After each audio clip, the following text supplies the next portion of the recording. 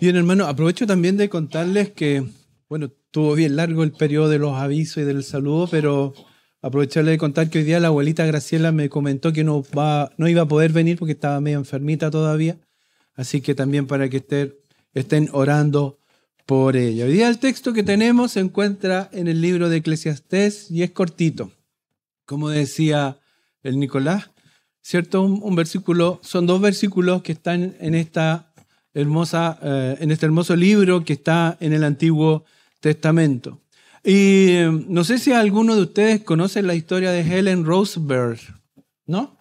Me imagino que no es muy conocida. Ella fue una misionera, una mujer de ciencia, o ella es médico, o fue médico, y escritora británica que sirvió en la República del Congo, en África, por más de 20 años. Ella nació en el año 1925 y estando en la universidad experimentó una conversión y conoció a Cristo como Señor y Salvador. Fue durante esos años de estudio en la universidad que respondió al llamado misionero en el año 1953 y fue al Congo. Y estando en el Congo fundó hospitales, centros de formación médica, y durante la guerra civil, en los años 60, fue secuestrada. Imagínese usted, hermano, visita, cuando uno está sirviendo al Señor, uno cree estar en el centro de la voluntad de Dios, haciendo lo que el Señor te ha pedido, y vienen estas tremendas situaciones que uno se cuestiona, ¿no? A ella le pasó esto, estando sirviendo al Señor, trabajando en las misiones, fue secuestrada y maltratada, ultrajada y otras cosas más. Tremendo. Pero ella, ¿sabe lo que hizo? Ella eligió perdonar a sus agresores y salió de ese problema. Su vida reflejó una fe profunda marcada por la frase: puede que no sea fácil, pero Dios es fiel.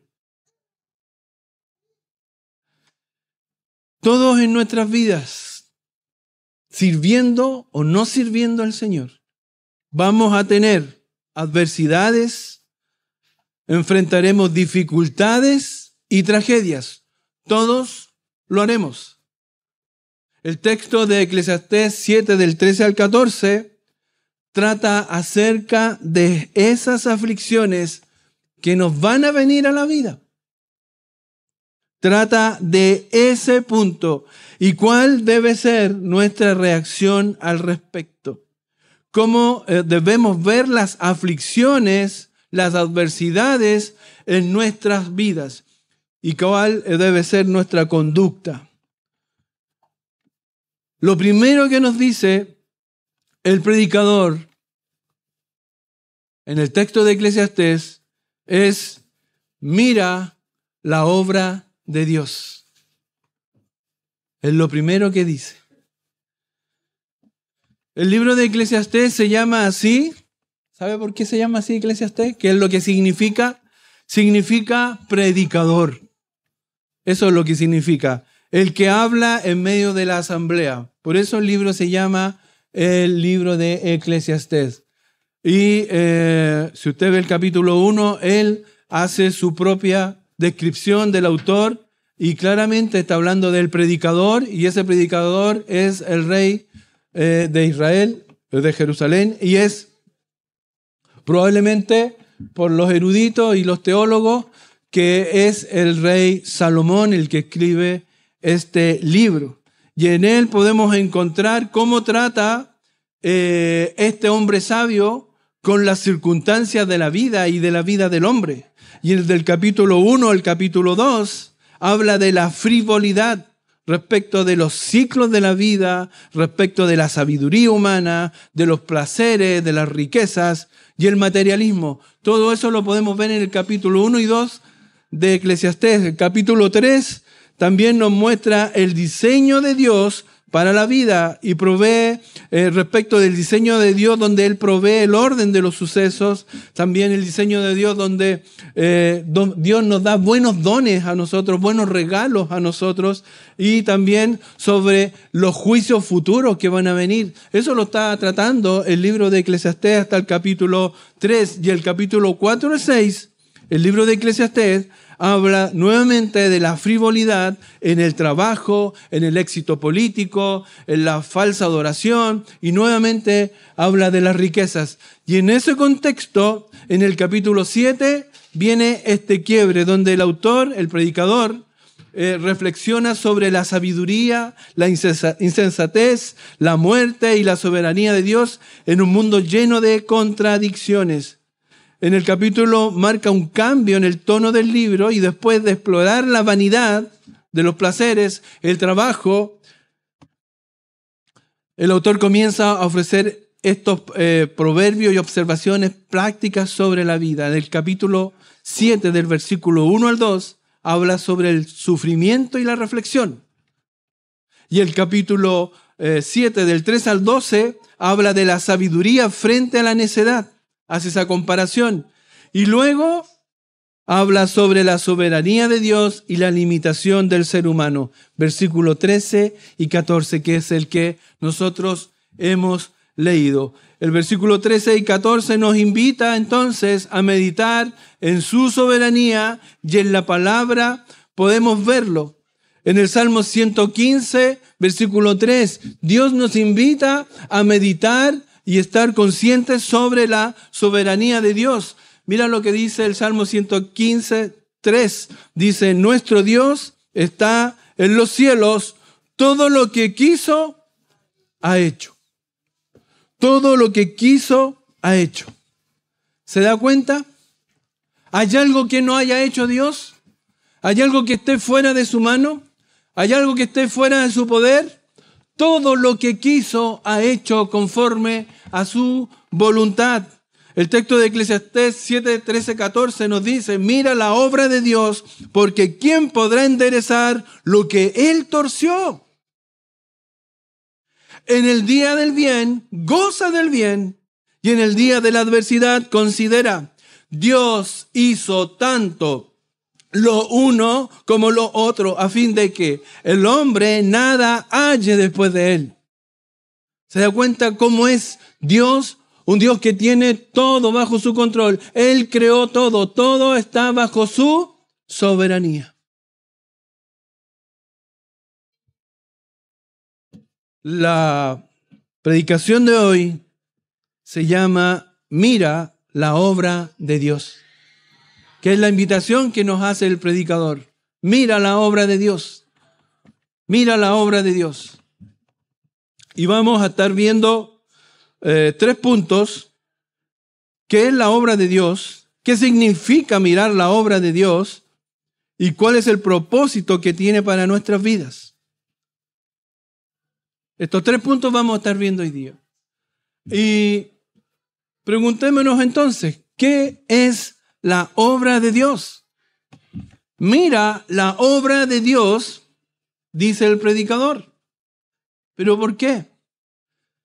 Y el otro día reflexionaba con los jóvenes porque habíamos hecho un devocional en base a este texto. Y yo les comentaba que cuando a veces es bueno tener un tiempo a solas con su esposa, ¿cierto? Siempre es bueno tener un tiempo para compartir.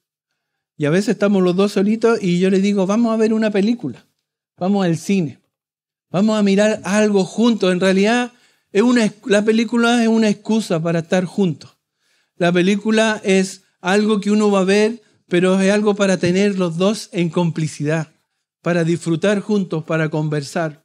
Y es más o menos lo que está haciendo el predicador con nosotros. Nos está invitando, ven conmigo, mira la obra de Dios. Gózate conmigo y miremos juntos lo que Dios ha hecho. Miremos juntos lo que Dios hace, lo que hizo y lo que hará. Miremos juntos y disfrutemos para que tengamos esto en común con Dios. ¿Te lo dice el predicador? Obviamente no. El predicador está diciendo lo que Dios quiere. Dios quiere que nosotros tengamos este tiempo con Él para mirar y observar lo maravilloso que Él es, lo maravilloso que Él ha hecho, lo maravilloso que Él hace y lo maravilloso que Él hará. Entonces la invitación es a disfrutar este tiempo. ¿Y qué abarca entonces y qué es la obra de Dios? Y obviamente la creación y el orden del universo, todo lo que existe es parte de la obra de Dios. La naturaleza, el tiempo, las estaciones, la vida misma es parte de la obra de Dios. Es un llamado a contemplar su poder y su sabiduría en lo creado. Usted cuando ve la creación de Dios puede ver a la inteligencia de Dios, la soberanía de Dios, el poder de Dios, lo maravilloso que es Dios, lo sublime y gigante que es Dios. No hay nada más grande que Él. Génesis 1:1, en el principio creó Dios los cielos y la tierra. Él lo hizo. Él lo hizo. Y no necesitó ayuda de nadie. Cuando uno hace algo, necesita ayuda todo el rato, ¿no? El otro día estábamos armando un mueble con Leslie y ya Leslie ven a ayudarme. Porque uno no puede hacer las cosas solo, siempre necesita a alguien. Dios lo reconoce en el mismo paraíso. Llamó a todos los animales y los presentó a Adán y pasaron todos delante de Adán y Adán le puso nombre a todos. Y dijo, no es bueno que el hombre esté solo. ¿Por qué? ¿Qué necesitaba? Ayuda idónea. Pero Dios no necesita ayuda, porque Él es todopoderoso, Él es Dios soberano. Salmo 104:24 nos muestra cuán innumerables son tus obras, oh Jehová. Hiciste todas ellas con sabiduría. La tierra está llena de tus beneficios. ¿Se da cuenta quién es su Dios? Lo soberano que es, lo poderoso que es, lo maravilloso que es. Romanos 1:20 también nos habla de la creación de Dios, porque las cosas invisibles de Él, su eterno poder y deidad, se hacen claramente visibles desde la creación del mundo, siendo entendidas por medio de las cosas hechas, de modo que no tienen excusas. Todo está hecho por Él. Lo visible, lo invisible, todo se manifiesta por medio de su creación. Y nosotros pasamos todos los días frente a la cordillera y no nos damos ni cuenta. Pasamos todos los días viendo los milagros de Dios en nuestra vida y no nos damos cuenta. Pasamos todos los días al lado del poder de Dios y no nos damos cuenta. Por eso la invitación es a mirar la obra de Dios. Acabamos de presentar a Tomás Gabriel. Vemos el milagro que es la vida y no lo valoramos. Y no vemos en Él al Dios poderoso, el Dios de la creación. Todos nosotros somos obra de Él. Con su mano nos creó. En el vientre de nuestras madres fuimos entretejidos. Y no miramos la obra de Dios, la dejamos pasar. Pero no solamente ahí. Por la obra de Dios también debemos entender no solo la creación, sino también la obra de Dios en su sustento y providencia de su creación. Porque Dios no vino y creó todo y se fue. Dios sustenta su creación. ¿Qué es la providencia de Dios? Lo acabo de decir. Hablo de la providencia. ¿Y qué es la providencia de Dios? Es el gobierno y sustento que Dios tiene de todas sus criaturas y todo lo que ellas hacen. La providencia divina o la inmanencia de Dios es esto. Dios no solo creó el mundo, sino que también lo sostiene y lo dirige. Todo lo que está pasando en este mundo está bajo la dirección y el control y el cuidado de Dios. Nada está sucediendo al azar. Todo está bajo su mano. Está todo bajo su poder. Esto incluye los eventos buenos y los eventos malos. Los tiempos de alegría y de prueba. Nada escapa a su control. Colosenses 1:17 lo dice. y Él es antes de todas las cosas, y todas las cosas en Él subsisten. En Él subsisten.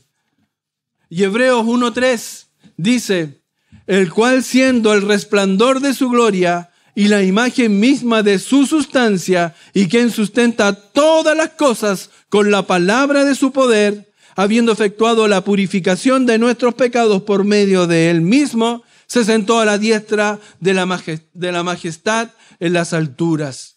Él sustenta todas las cosas. Usted sabe lo que es un sustento, ¿cierto? Algo que soporta, algo que mantiene, algo que contiene. Ese es el sustento. Eso es el sustento de nuestras vidas. Él es el sustento de nuestras vidas. No es el sueldo, no es el papá, no es el trabajo, no es esto, no es lo otro. Él es el que sustenta toda la creación. Isaías 46:10 dice que anuncio lo por venir desde el principio y desde la antigüedad, lo que aún no era hecho, que digo, mi consejo permanecerá y haré todo lo que quiero. En este mundo nada sucede por el azar. Está todo bajo el poder y la mano de Dios. Hay un Dios en los cielos que gobierna esta tierra. Hay un Dios en los cielos que dirige este mundo. Todas las cosas, grandes y pequeñas, son sustentadas y gobernadas por nuestro Dios. Aún las cosas más insignificantes o más pequeñas que nos parecen completamente irrelevantes están bajo el control soberano de Dios. Nada puede escapar a su mano. Y Jesús lo dice en Mateo 10, 29, 31, para que usted esté atento a cómo es Cristo. Dice, no se venden 2 pajarillos por un cuarto. Con todo, ni uno de ellos cae a tierra sin vuestro Padre, pues aún vuestros cabellos están todos contados. Así que no temáis. Más valéis vosotros que muchos. ¿Se dan cuenta de lo que dice la palabra de Dios? Lo que dice Jesucristo mismo de su Padre. Está todo bajo control y nosotros somos valiosos para Él. No es que nosotros seamos valiosos, pero Él nos ama. Él nos da el valor. Él nos da esa valía. Pero ¿cómo confirma eso, hermano? ¿Dónde? ¿Qué ha hecho Dios por mí? Cristo murió en la cruz por ti. El Padre envió a morir a Cristo por nosotros en esa cruz. Si tú no has aceptado a Cristo como Señor y Salvador, te digo y te lo comunico, estás bajo condenación. Pero Dios te ama tanto que envió a su único hijo, a su hijo unigénito, para que Él muriera en esa cruz por ti.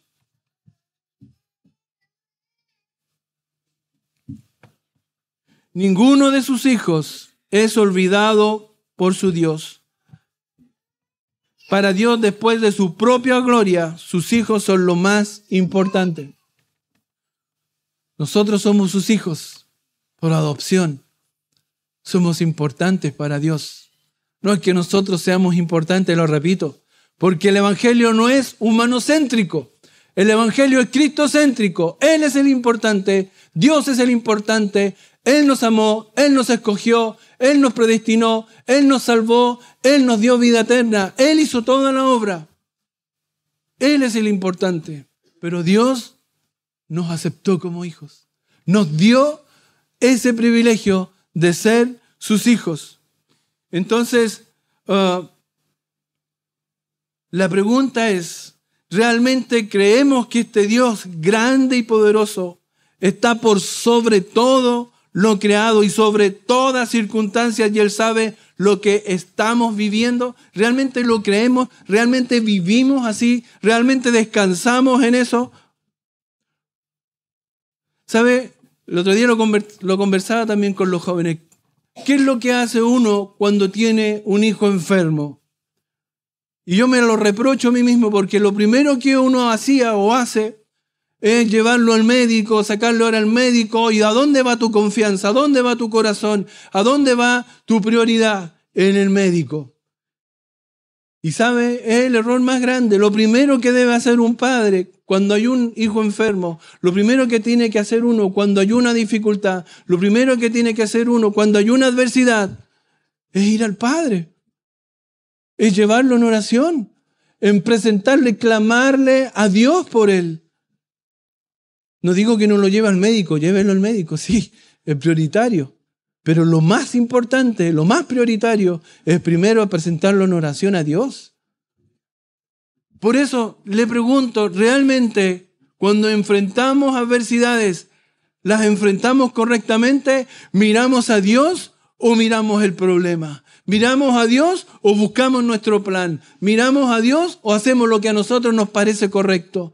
Lo que debemos hacer es confiar en Dios y orar a Él, llevar nuestra petición a Él. Y por último, de toda la obra de Dios, cuando Dios nos dice, por medio del predicador, mira la obra de Dios, mira mi creación, mira cómo la sustento y mira la obra maravillosa que hice por medio de mi Hijo amado por ti en esa cruz.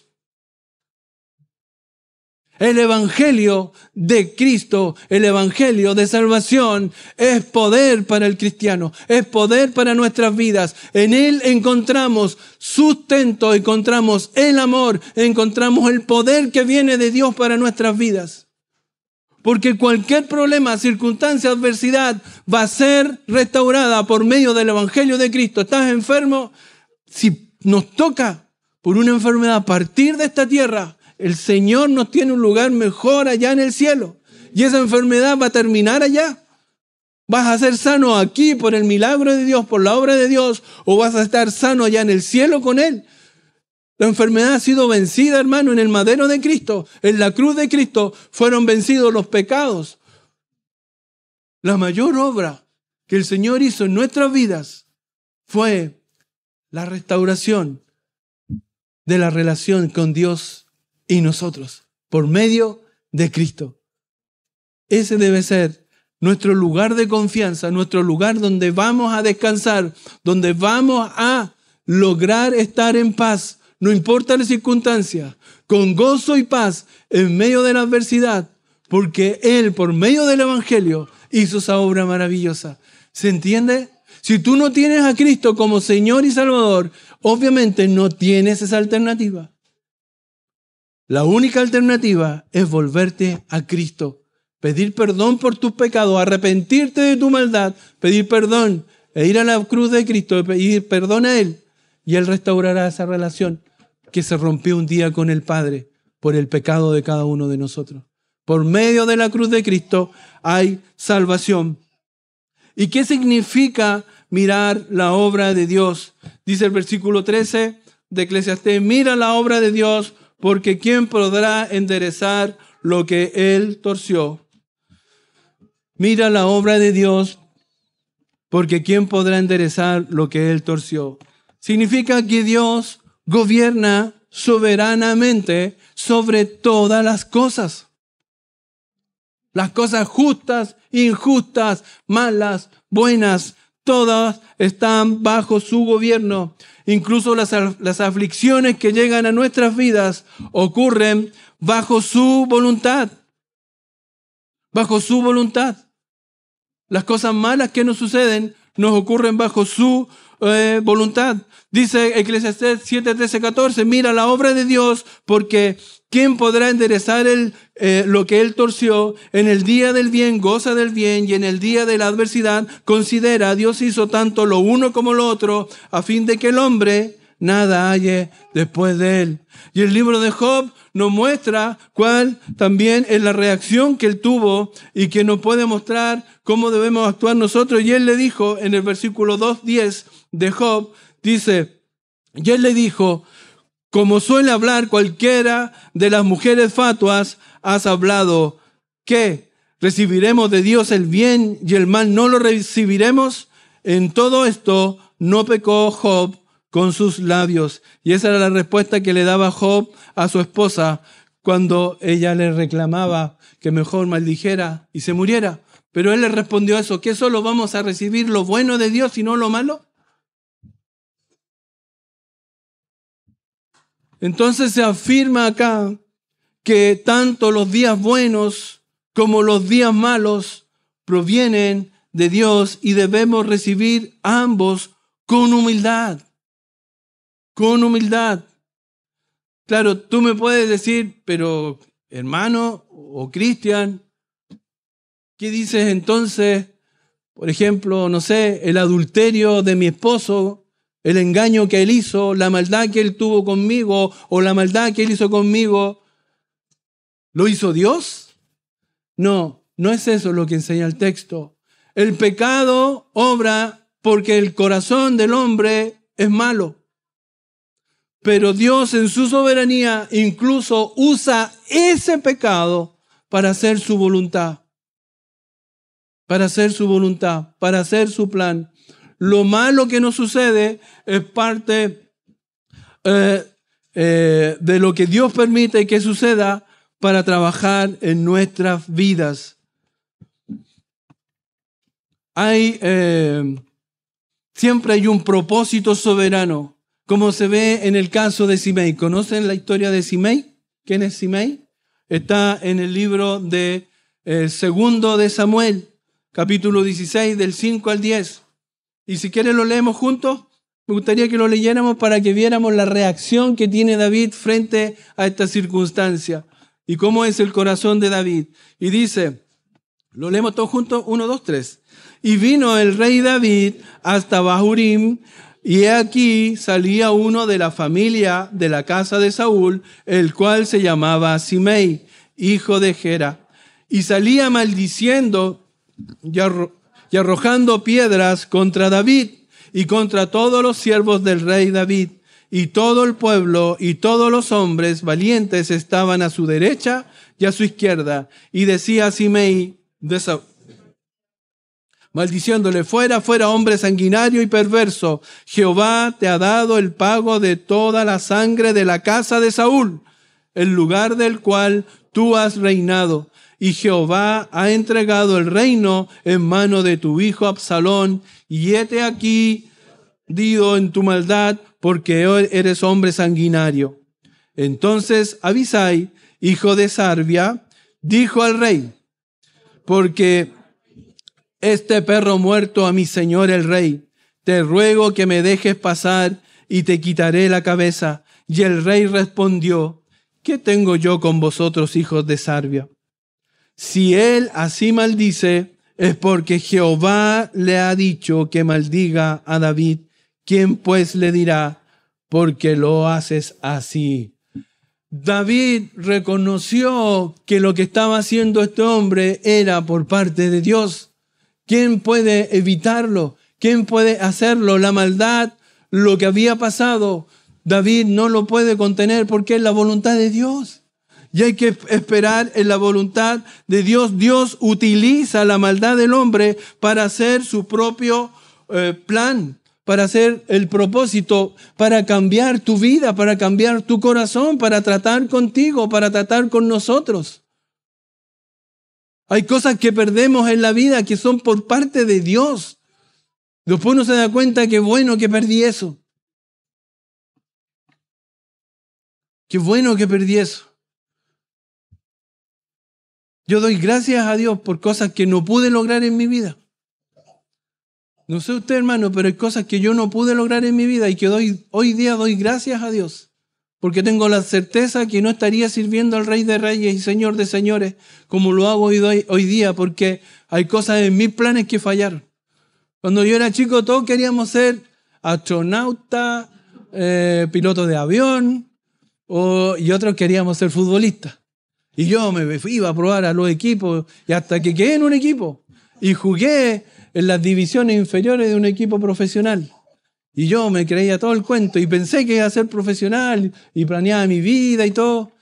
Pues por las circunstancias no fui nunca más. Y además me di cuenta que no era tan bueno como yo creía. Habían cabros más buenos que yo. Pero estoy completamente seguro que si hubiese seguido por ese camino, por esa puerta que el Señor cerró, no estoy aquí parado. No estoy sirviendo al Señor. No le conozco al Señor. No sé, cosas que uno cree, pero yo sé que el Señor cierra puertas y abre puertas y Él quiere hacer con nosotros lo mejor para nuestras vidas. Nosotros a veces queremos torcerle la mano y ahí donde viene esta respuesta. Debemos aceptar la soberanía de Dios, el poder de Dios. Mira, porque ¿quién podrá enderezar lo que Él torció? Hermano, usted le puede torcer la mano a Dios. Usted puede cambiar lo que Dios ha hecho. ¿Quiénes somos nosotros para moverle 1 centímetro la voluntad a Dios? No. Y aquí lo pregunta, y esta es una respuesta, una pregunta con respuesta incluida. ¿Quién podrá enderezar lo que Él torció? ¿Se da cuenta que es como una pregunta retórica? Nadie. El que cree que está luchando con Dios y va a ganar, está perdido. El que quiere hacer su voluntad contra la voluntad de Dios, no lo va a poder hacer. ¿Le puedo decir a quién le fue mal así? ¿Se acuerda de un personaje que se llama Faraón? ¿Le fue mal o le fue bien? No seamos faraones. Sometámonos humildemente a la voluntad de Dios. ¿Sabe Juan Calvino? En su lecho de muerte dijo lo siguiente: Señor, me afliges, pero qué bueno saber que eres tú. ¿Se da cuenta? Pero qué bueno saber que eres tú. Qué bueno es saber que toda la aflicción que hay en nuestra vida viene de Él, porque Él quiere hacer algo con nosotros, para bendecirnos, para formarnos, para cambiarnos, para moldearnos conforme a Él. Realmente confiamos que este Dios grande y poderoso tiene todo bajo control, que lo vivimos así, que realmente Él es el que tiene el control de todo y nosotros nos sometemos a ello, no importa lo que estemos pasando. No digo, hermanos, que seamos negligentes y que, no es la voluntad de Dios, yo no hago nada más. No es eso. Es esperar y buscar el propósito de Dios para nuestras vidas en la dificultad y en la adversidad. Y luchar contra eso, luchar contra la voluntad de Dios, no va a ser bueno para nosotros. Yo me acuerdo cuando era chiquitito la Josefa y el Ángel, y me esperaban cuando yo llegaba del trabajo. Yo creo que a todos los papás les pasa algo así, ¿o no? Que los hijos lo están esperando para jugar, y uno ya no tiene ni fuerza, pero tiene que jugar igual. Y llegábamos ahí, y ellos nos metíamos ahí, estábamos jugando, y jugábamos las luchitas. Y yo era grande, porque yo mido 1,81 m más o menos, peso con más de 80 kilos, y ellos chiquititos, y luchaban contra mí, pues, y ellos creían que me iban a ganar. Yo los dejaba así como que me ganaban, pero después yo les pegaba nomás. No, luchábamos ahí en la cama y los tiraba y los dejaba. Eran momentos muy lindos. Pero yo creo que ellos en sus mentes creían que me podían ganar en algún momento. Porque ¿sabe por qué yo pienso eso? Porque yo hacía lo mismo con mi papá. Yo pensaba que le podía ganar a mi papá.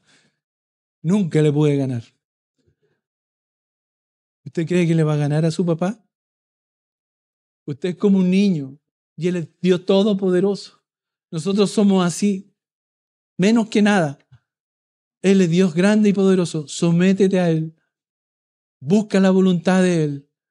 Espera y Él te va a mostrar su propósito en medio de la adversidad.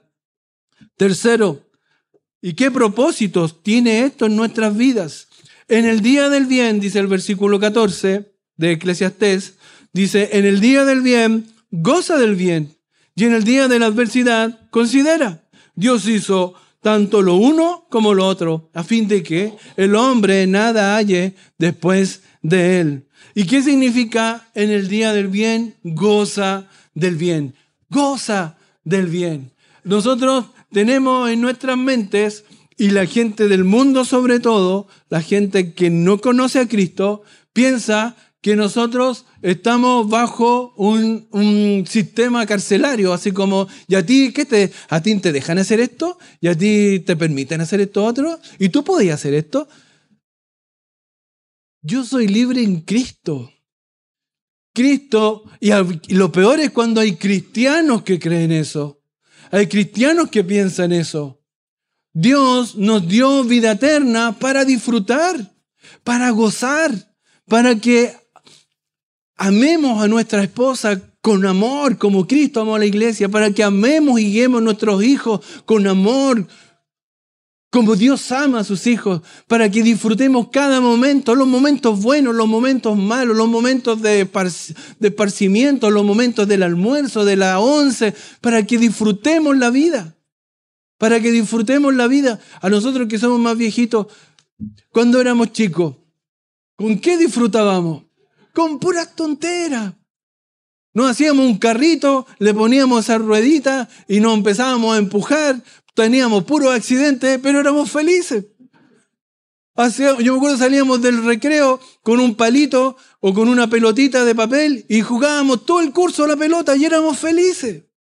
Disfrutando lo que Dios nos da, disfrutando lo que Dios hace en nuestras vidas. El gozo, goza del bien. La Biblia nos enseña que Dios desea que vivamos una vida llena de gozo, no como una felicidad superficial, sino con un gozo profundo que viene del conocimiento de nuestro Dios.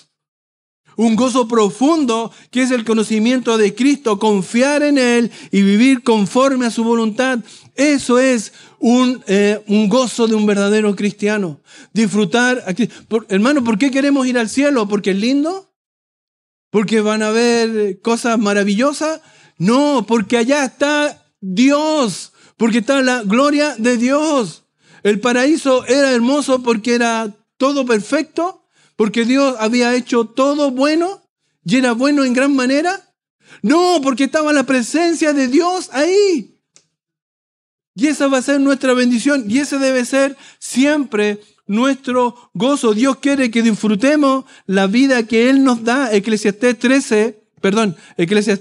3, 2 y 13 dice: yo he conocido que no hay para ellos cosa mejor que alegrarse y hacer bien su vida, y también que es don de Dios que todo hombre coma y beba y goza el bien de toda su labor. Disfruta tu vida. Disfruta tu vida con las cosas pequeñas. Juan 10:10, el ladrón no viene sino para hurtar y matar y destruir. Yo he venido para que tengan vida y para que la tengan en abundancia. Disfruten la vida, disfrutemos la vida. Eso es lo que Dios quiere. Que tengamos una vida alegre, una vida de gozo. No que andemos jajaja todo el día, no. Pero que disfrutemos la vida. Ese es el plan de Dios. Dios no nos creó para que seamos unos amargados. Dios nos creó para que vivamos con gozo. El gozo en el fruto del Espíritu de Dios. El gozo es fruto del Espíritu de Dios en nosotros. Dice Romanos 14:7, porque el reino de Dios no es comida ni bebida, sino justicia, paz y gozo en el Espíritu Santo. Paz y gozo en el Espíritu Santo. Eso es. El gozo viene de la obra de Dios en nuestras vidas por medio de su Espíritu. Dios nos llama a regocijarnos en Él, incluso en medio de las pruebas. En Filipenses 4:4 dice, regocijaos en el Señor siempre. Otra vez digo, regocijaos. Y Santiago 1, versículos 2 y 3 dice, hermanos míos, tened por sumo gozo cuando os halléis en diversas pruebas. Sumo gozo, ¿cuándo? Cuando os halléis ¿en qué? En las mejores fiestas, en la mejor prosperidad. No, en diversas pruebas, gozo en las pruebas, sabiendo que la prueba de vuestra fe produce paciencia. El Señor quiere que tengamos una vida llena de gozo. El gozo viene de confiar en Dios y vivir en su presencia, en su presencia. Salmo 16:11 dice, me mostrarás la senda de la vida. En tu presencia hay plenitud de gozo. ¿Usted entra a la presencia de Dios todos los días? ¿De verdad? Entra a la presencia de Dios todos los días. El Señor dejó la oración para estar en su presencia, para estar en comunión con Él. La lectura de la palabra es estar en la presencia de Dios. La oración es estar en la presencia de Dios. ¿Lo hacemos todos los días? Hay que hacerlo porque es nuestro gozo. Isaías 61:10 dice, en gran manera me gozaré en Jehová. Mi alma se alegrará en mi Dios porque me vistió con vestiduras de salvación. Me rodeó de manto de justicia. Como a novio me atavió y como a novia adornada con su joya. Qué maravilloso texto, hermano. ¿Qué es lo que hace Dios? Y lo dice Isaías con nuestras vidas. Él nos ama y ese debe ser nuestro gozo, estar en su presencia. Y el autor de Eclesiastés, así como declara que lo bueno, debemos gozarnos en Dios, también habla del tiempo de la adversidad. Y quiero hacer notar eso. La adversidad no es una alternativa. No lo da como una alternativa de algo que pudiese pasar. En el día del bien, porque van a haber días del bien, lo está declarando. No es algo que puede pasar. Vas a tener días buenos porque Dios te va a bendecir. Pero en el día del mal, en el día de lo malo, también lo está declarando. En el día de la adversidad, porque van a venir días de adversidad. Nosotros que somos más viejitos, que ya pasamos los 55, ya tengo 56. Sabemos que hay cosas que cuando uno era joven, y este es el consejo para los jóvenes, uno dice, no, eso a mí nunca me va a pasar. ¿O no? A lo mejor no lo decíamos, pero lo pensábamos, ¿no? No, yo nunca no, yo me voy a cuidar, no, yo voy a hacer, no, y esto otro. Todo uno cree que tiene todo bajo control. Pero cuando llegan los años, uno cada vez es más consciente de que el día de la adversidad va a venir. Y que ya hemos vivido días de adversidad. Y aquí Eclesiastés nos hace esa reflexión y nos lleva a esa verdad, que van a haber días buenos y días malos, días de bendición y días con adversidad. Y en el día de la adversidad considera cuál es el propósito que Dios tiene con nosotros. Y eso te quiero invitar a reflexionar en esto. Lo primero que Dios quiere hacer en el día de la adversidad, o uno de los propósitos que Dios tiene con estos pasajes de nuestra vida en que nos encontramos con estas dificultades, es probar la sinceridad de nuestro corazón. Es fortalecer la sinceridad de nuestro corazón, la fidelidad de nuestro corazón para con Dios. Fortalecer nuestro corazón, como lo hizo con Job. En el versículo 8 y 11 del primer capítulo de Job, esta serie que hemos estado estudiando, ¿cierto? Dice, y Jehová dijo a Satanás, ¿no has considerado mi siervo Job, que no hay otro como él en la tierra, varón perfecto y recto, temeroso de Dios y apartado del mal? Respondiendo Satanás a Jehová, dijo, ¿acaso teme Job a Dios de balde?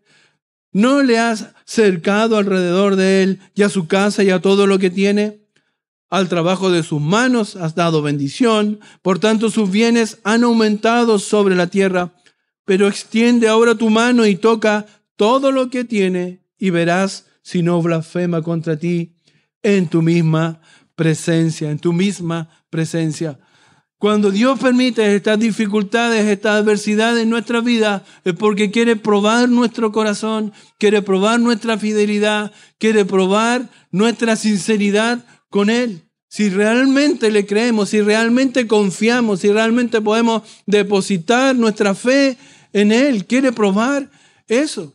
Puede ser la prueba para nuestra fe.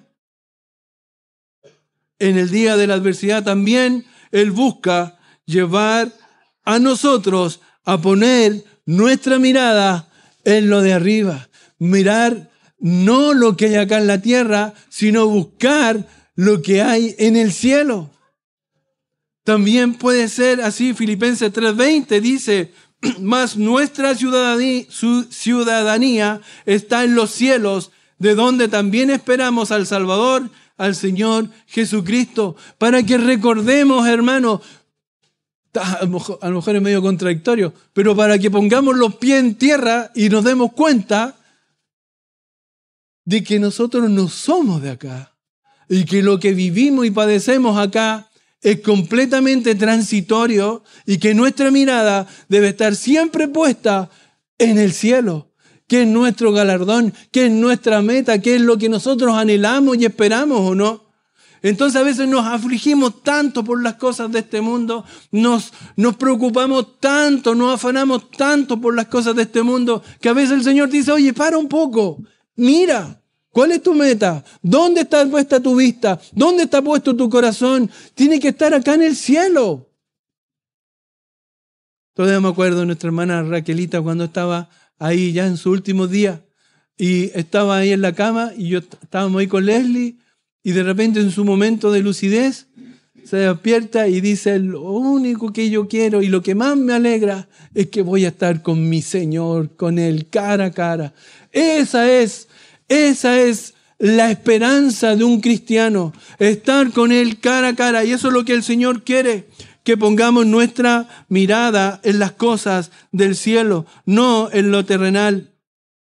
Y a veces también estas cosas que nos pasan son para castigarnos o corregirnos, porque un padre que ama, corrige y castiga. Un padre que ama, corrige y castiga. Todo sufrimiento es fruto del pecado, pero no todo sufrimiento es fruto de nuestro pecado. Pero a veces lo es. A veces lo es. El sufrimiento es propio de nuestro mal actuar. Y Dios permite que suframos para corregir, para enderezar, para tocar y cambiar nuestra conducta. La corrección de Dios es prueba de su amor. El Padre que ama, lo dije y lo vuelvo a decir, corrige. El Padre que ama, corrige a su Hijo. El que no le importa, que haga lo que quiera. Pero el que ama, corrige. Y el Padre Celestial, nuestro Dios, te ama y te va a corregir cuando nos comencemos a desviar. Y por último, otro objetivo que tiene es darnos a conocer y hacernos crecer en su gracia, en su tremenda gracia, por medio de la aflicción, porque por medio de la aflicción Dios quiere que nosotros conozcamos y crezcamos en paciencia, que crezcamos en la resignación a su voluntad y que entendamos que a veces el sufrimiento es parte de su voluntad para hacernos crecer a nosotros. ¿Cómo creceremos espiritualmente si no tenemos ninguna aflicción? ¿Cómo vamos a crecer espiritualmente si no pasamos por ningún problema? ¿Cómo vamos a confiar en Dios si no tenemos circunstancias que nos obliguen a eso? La iglesia de Cristo sabe cuándo más creció, cuando hubo más adversidad. La iglesia de Cristo fue cuando más creció, cuando hubo más persecución. La iglesia de Cristo fue más efectiva cuando hubo más adversidad, más problemas. Y así también con nuestras vidas. ¿Cómo vamos a conocer el poder de Dios si no pasamos por problemas, por circunstancias? Cuando la Josefa era chiquitita, le hicimos la primera radiografía. No era radiografía, ecografía. Y así fueron pasando una tras otra. Y cuando ya nos íbamos acercando al parto, había una que nos mostraba que tenía unos tumores en su cabeza, en su cabecita, en el cerebro. ¿Y cómo nos vamos a dar gracias a Dios? Si eso no hubiese pasado, nosotros no hubiésemos orado. Y no puedo dar este testimonio, que después eso desapareció completamente. Porque Dios obró. ¿Cómo hubiese conocido yo el poder y la gracia de Dios si no veo eso? ¿Cómo nosotros vamos a conocer la gracia, la misericordia de Dios si no vemos la adversidad? Ante la adversidad, Dios se manifiesta.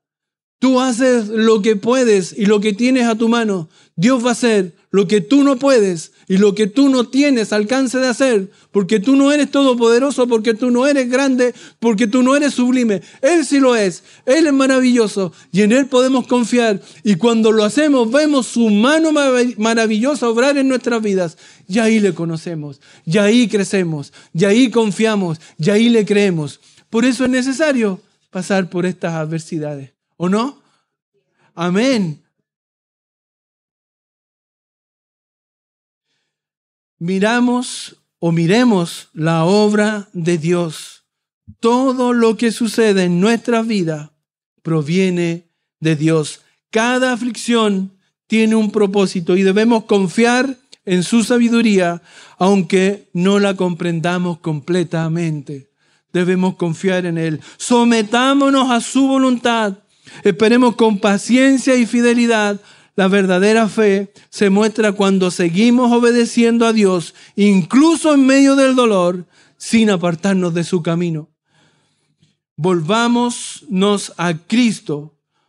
Todo lo bueno que recibimos viene del Padre a través de Cristo. Él es nuestro mediador y refugio en la adversidad. Podemos descansar en Él sabiendo que es más fuerte que cualquier prueba. Si eres hijo de Dios, descansa en Él. Si no eres hijo de Dios, ¿dónde estás poniendo tu confianza? Confía en Cristo.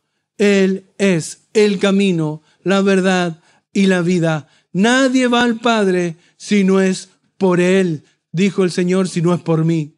Pero por medio de Cristo solamente hay salvación. Hay una persona que se llama Johnny, que nació en el año 1967, Johnny Tide, 1967, y sabe que a los 17 años sufrió un accidente. Ella practicaba buceo y en esa práctica deportiva sufrió una fractura cervical, dejándola tetrapléjica a los 17 años. Y uno dice, qué tremenda desgracia. En su larga rehabilitación enfrentó una profunda lucha emocional y espiritual. Pero ¿sabe? Ella encontró esperanza y propósito. ¿En qué? En su fe en el Señor Jesucristo. Tetrapléjica a los 17 años, una mujer deportista.